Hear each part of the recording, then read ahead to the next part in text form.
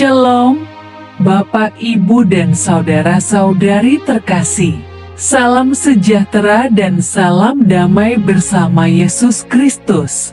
Marilah kita membaca, mendengarkan, dan merenungkan sejenak firman Allah.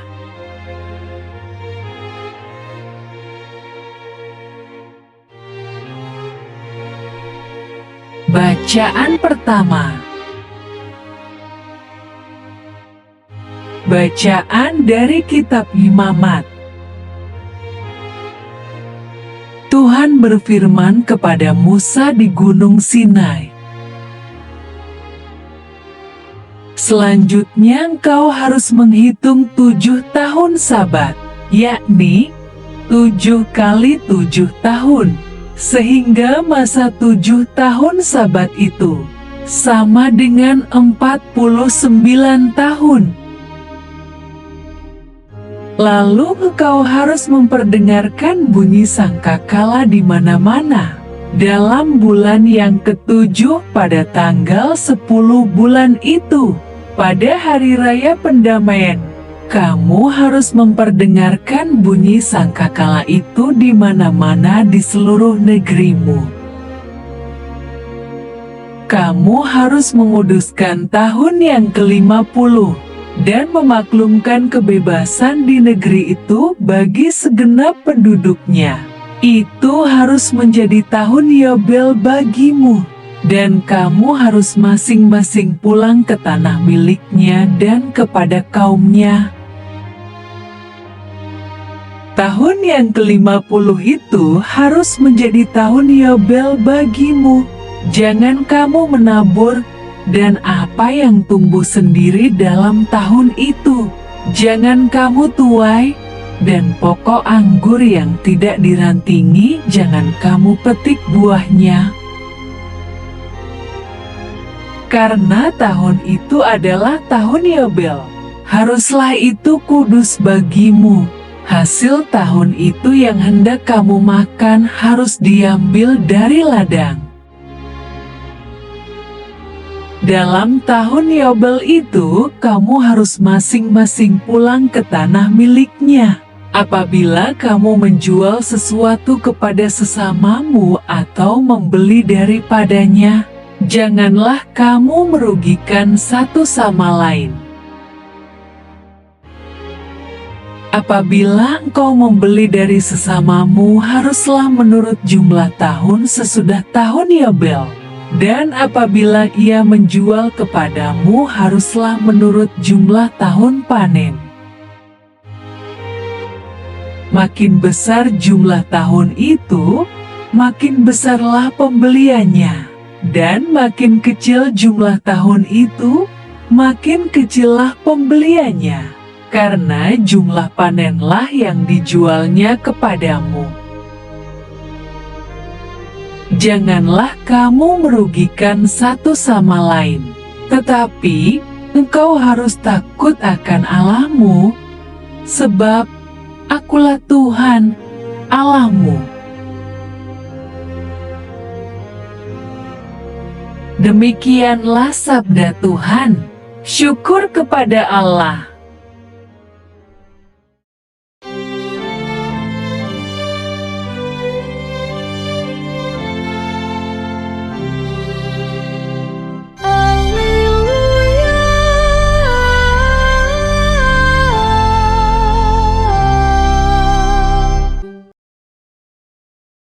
Berbahagialah orang yang dianiaya oleh sebab kebenaran, karena merekalah yang punya kerajaan sorga.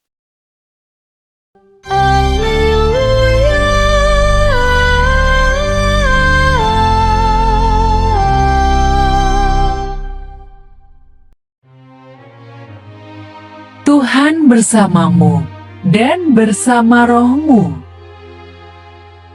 Inilah Injil suci menurut Matius. Pada masa itu sampailah berita-berita tentang Yesus kepada Herodes, raja wilayah. Lalu ia berkata kepada pegawai-pegawainya, Inilah Yohanes Pembaptis.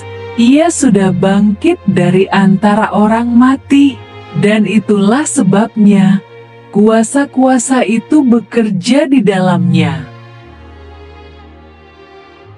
Sebab memang Herodes telah menyuruh menangkap Yohanes, membelenggunya dan memenjarakannya. Berhubung dengan peristiwa Herodias, istri Filipus saudaranya. Karena Yohanes pernah menegurnya, katanya, "Tidak halal engkau mengambil Herodias." Herodes ingin membunuhnya, tetapi ia takut akan orang banyak yang memandang Yohanes sebagai nabi.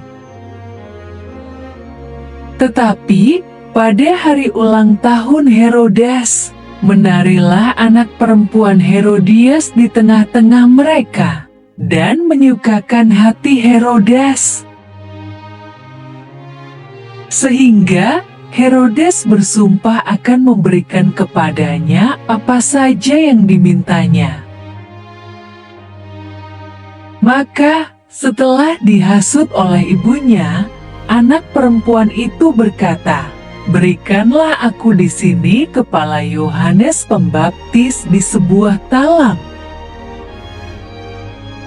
Lalu sedihlah hati raja, tetapi karena sumpahnya dan karena tamu-tamu diperintahkannya juga untuk memberikannya.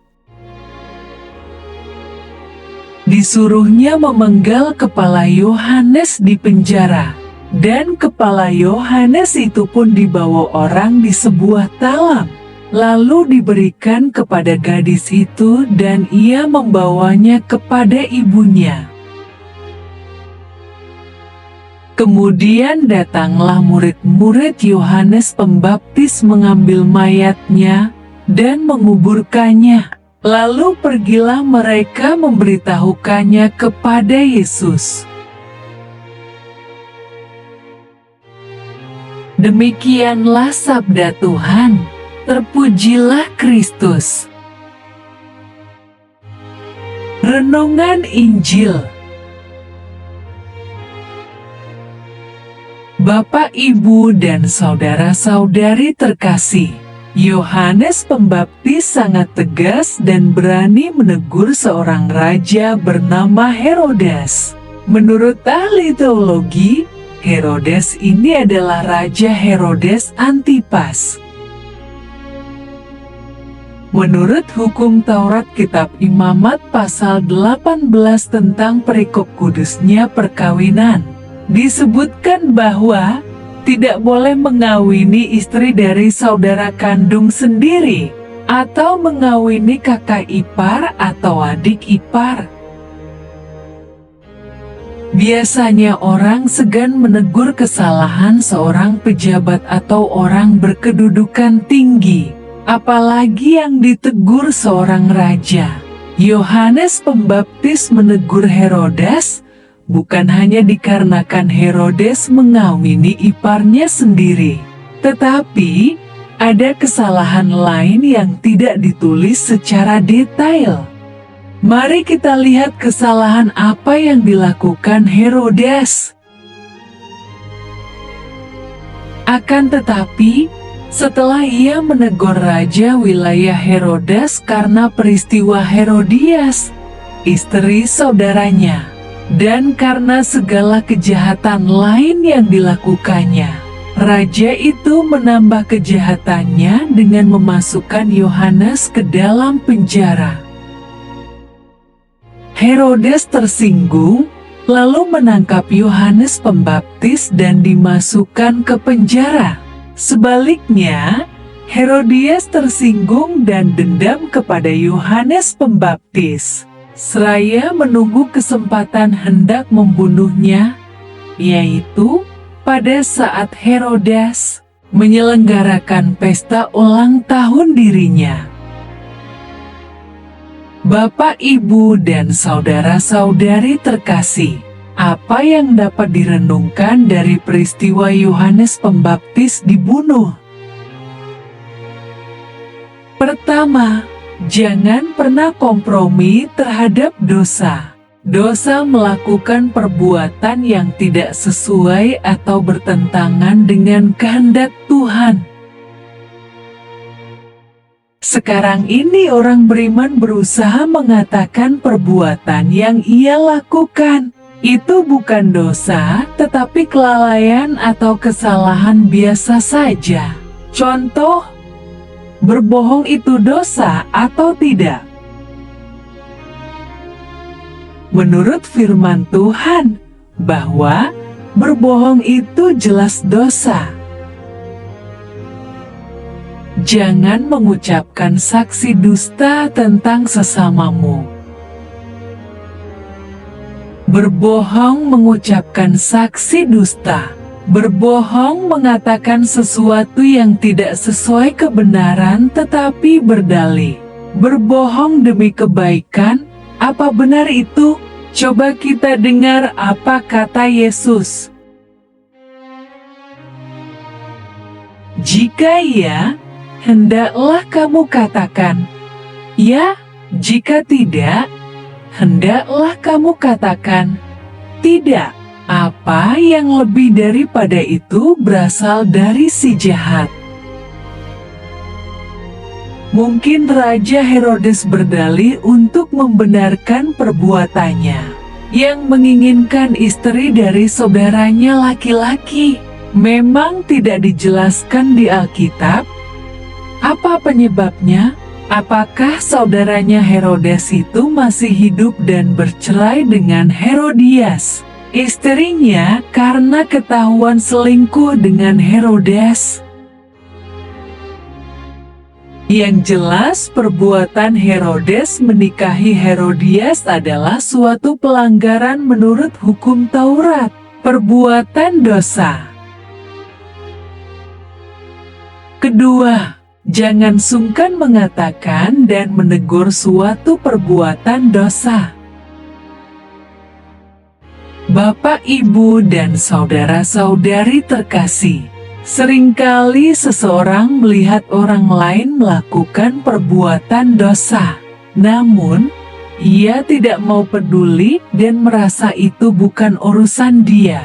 Dan apa gunanya mengatakan dan menegur perbuatan dosa orang lain?